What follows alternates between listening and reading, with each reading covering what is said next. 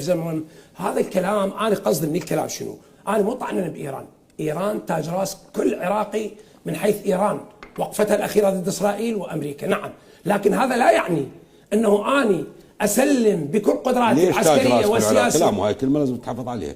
ليش ايران تاج راس كل عراقي؟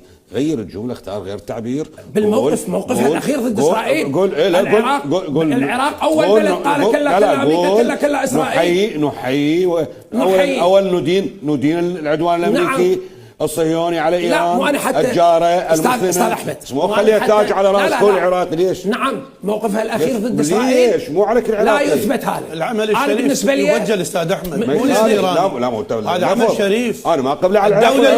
الدوله الوحيده اللي قالت لا لامريكا هي ايران. ادين العدوان من دواعي السرور والفخر. ادين العدوان. لا، انا بالنسبه لي الامريكي الصهيوني.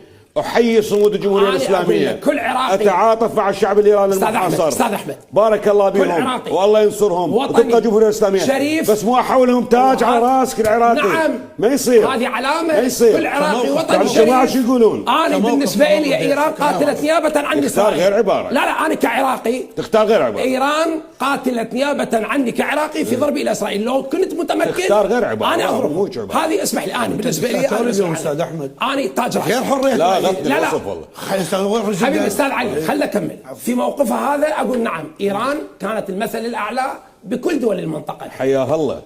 هذا جانب. لكن اني اريد افكك هذه الجدليه اللي الان دخلنا بها